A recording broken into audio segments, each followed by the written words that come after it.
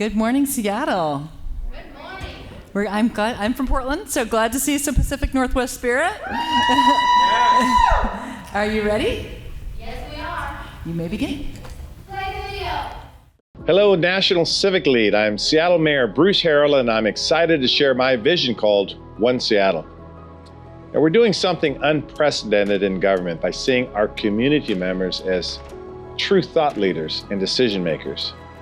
This new approach is transforming how we see ourselves as part of the community and how we are making decisions together. This isn't just a new way of governing, it's a revolution in community involvement. But don't just take it from me, hear it from the voices who have supported this vision.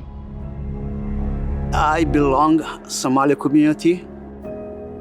From my involvement through community liaison to City of Seattle, they now can navigate more easily to city resources through me and other community liaison.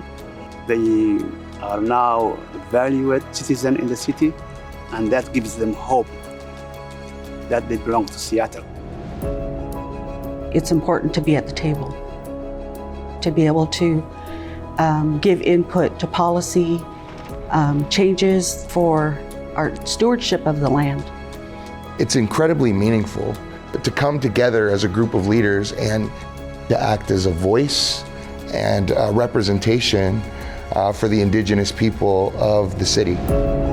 This part of stepping into the world of city and governance allows the opportunities to see where those open doors are within the city, and we can not just be someone on the outside looking into what's happening to us in our city, but to really walk through those doors and be a part of it.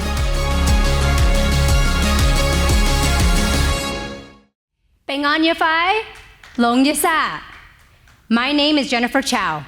We are honored to represent Seattle and amplify the voices of our community members you just met in the video and in the story cards our youth just handed out. As a Mien woman from Southeast Asia, I immigrated to the US as a refugee with my family. I know firsthand how critical it is to have access to government resources and feel connected to community. 4 decades later, I serve as the director of the Seattle Department of Neighborhoods, where I promote belonging and inclusion. For years, I have fought for a seat at the table, and now I help to create the table. And that table needs to be bigger. In the past decade, Seattle has grown by more than 20%. We have become more racially and culturally diverse. Children of color are now over half of the children in Seattle. 22% of households don't speak English at home. These changes have demanded and inspired new ways of thriving alongside one another. We've learned from the National Civic League that there's a name for this kind of governing: civic capital. At home, we refer to it as our One Seattle vision to build a shared community where everyone is included, seen, and heard. 안녕하세요. 반갑습니다. My name is Edward, and when my parents immigrated from South Korea, Seattle was the city that embraced them and made them feel like they belonged. Today we have the honor of sharing 3 stories about Seattle's innovative approach to civic engagement, designed to ensure that immigrants, refugees, Black and Native communities, and people of color have a voice in their government. The first story is about our community liaisons and an innovative outreach tool they helped to develop. Community liaisons work with Seattle's public utility on a strategic business plan. And as you will see, they played an important role to include underserved communities who are being left out of the process. This story is brought to you by Christian and Lillian. Hola a todos. My journey begins in Texcoco, Mexico, but Seattle has been home for most of my life. As an immigrant, I struggled to access local government until the city provided information in Espanol. Today, I'm honored to serve as an ally to 45 community liaisons and 5 equity and engagement advisors that support 10 city departments. Together, we ensure that outreach and engagement is culturally appropriate. Community liaisons are trusted messenger from the community, providing support for the community. They are great at building trust and breaking the status quo. When the utility began planning to update their strategic plan, We brought community liaisons to co-design the outreach tools and strategies, which resulted in the emoji survey. This outreach did require literacy in English, and it proved to be a creative and collaborative effort that resulted in 1,400 responses, 85% of which were collected from environmental justice neighborhoods. The top themes we heard were rising costs, general positive feedback of the utility services, simplified communications, and access to programs and services. That's how community liaisons act as a bridge to make sure city initiatives are inclusive and accessible. For our next story, we take you behind the scenes of a legacy-defining program called PACE, the People's Academy of Community Engagement, which trains aspiring community leaders to participate in their local democracy. Over 12 years, almost 500 people went through this program, creating an important pipeline for residents to become city leaders and employees. Over time, however, we noticed that pockets of our community were underrepresented and missing from the process, particularly immigrants and historically underserved communities, people who might not see themselves as civic leaders. But this is a story of how we addressed it, presented by Lillian. 19% of Seattle residents are foreign-born. 1/5 of the city population speak languages other than English at home. 大家好，我係 Lillian, and I'm one of them. As a former community liaison and now overseeing PACE, I believe that equitable engagements means meeting people where they are. I also know that community often has the solutions we need. Hola, bienvenido, Lillian. Welcome to Villa Comunitaria. It's so nice to have you in our space. Awesome. I always love being here. I still remember when we worked together on census, our city participation was one of the highest in the country with a 76% response rate and a great turnout from Black, Indigenous, and people of color communities. You really helped make that happen, Christian. Yeah, well, the census taught us that we'll show up if you guys make it fun and relevant.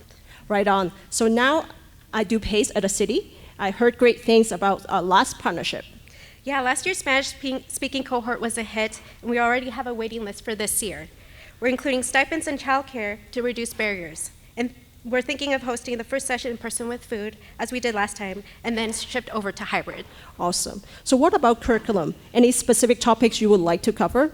Yeah, so my community is concerned about displacement and preserving family homes. So learning about generational wealth will be beneficial. We want to be at the table and be a part of the solution. Got it. So our range of speakers from Generational Wealth Community Roundtable and ensure Spanish-speaking presenters or interpreters. We'll keep the City Hall trip to connect with council members and covering food and transit. Great. I also want Monica from Cultivate South Park as a guest speaker. She does economic justice work and was part of the last PACE cohort. This leads us to our final story. Shared vision is an important pillar of our work, and sometimes it's necessary to address past wrongs in order to have hope of creating a better future. This is a story of how we strengthen relations between local government and our Native communities, brought to you by Francesca and Lydia. Seattle is an indigenous city. Built on the lands and waters stewarded by the Coast Salish people from time immemorial. I have spent 15 years on Coast Salish lands where I live out my responsibility as an urban Indian to uphold our sovereignty as Native people, regardless of where we reside. I'm a citizen of the Shawnee tribe and the Cherokee Nation. My ancestors were among the last of the Shawnee people to be removed from Ohio to Kansas and later to Oklahoma to live amongst the Cherokee people. Talofa and Malo Elele. My civic engagement journey on Turtle Island began in the womb of my indigenous mother, who raised me in the Fa'asamoa way of life. The Fa'asamoa is grounded in service, relationships, reciprocity, and collective intergenerational decision-making. I bring these indigenous values to civic engagement to ensure community takes the helm in creating a shared vision. The Indigenous Advisory Council is an intertribal organizing space advocating for the 45,000 Native people in our region. I was one of many community advocates that co-designed the legislation to create the council. Our approach is deeply collaborative and it addresses the political and racial equity needs of Native communities.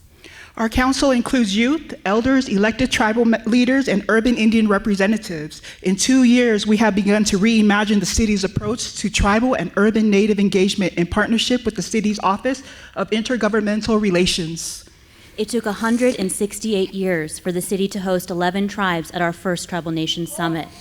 Since that time, we've developed new data tracking systems for tribal engagement. We've begun to develop citywide training to support our staff who work with tribes and urban Native organizations. We've hosted a Tribal Nations gathering on parks and open space issues, and we're continuing to invest in Indigenous placemaking, culturally relevant food systems, and culturally attuned housing models for our Native people who have disproportionately experienced homelessness. Each day, we're making progress in our role to be a trusted advocate, connector, and advisor to our city partners.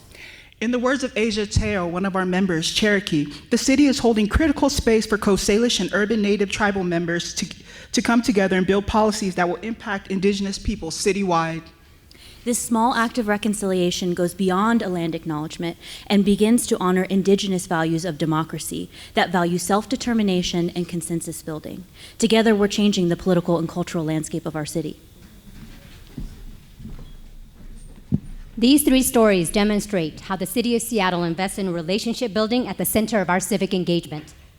It starts with neighbors knowing neighbors, builds with city staff holding deep connections with community, and is strengthened by community seeing itself as belonging to the decision-making of our city. The power of civic capital is what makes community engagement in our city so impactful, because together we are One Seattle!